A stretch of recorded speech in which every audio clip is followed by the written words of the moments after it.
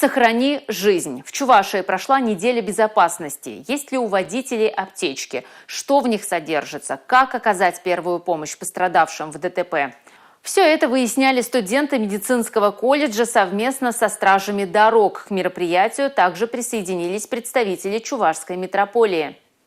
Курсантам автошколы спасатели продемонстрировали практическую отработку спасения людей из искореженного автомобиля при помощи гидравлических устройств на месте условного ДТП. С начала этого года было 324 выезда по ликвидации последствий автоаварий. Было спасено 173 жизни, в том числе 16 детей. За июнь в результате ДТП на территории республики погибло 16 человек. Из них 2 ребенка. Основные причины – несоблюдение скоростного режима и выезд на встречную полосу.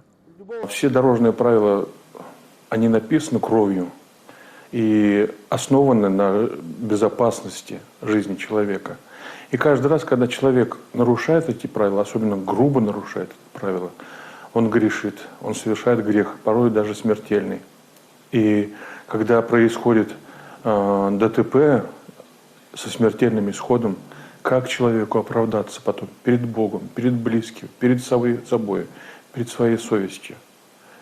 Об этом необходимо просто как следует подумать. Поэтому я прошу, поберегите своих близких, друзей, вообще людей поберегите.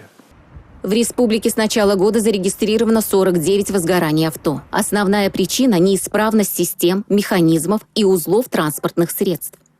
Первое, когда возник пожар у тебя под капотом, никогда не надо сразу открывать капот.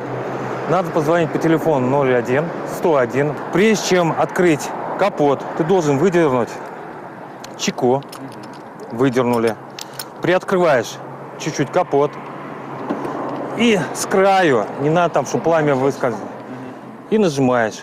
Настоятель храма Рождества Иоанна Предтечи, отец Петр, окропил святой водой участки дорог с высокой аварийностью. Пообщался с пассажирами общественного транспорта, с водителями о том, что необходимо соблюдать установленные правила на дорогах ради сохранения жизни.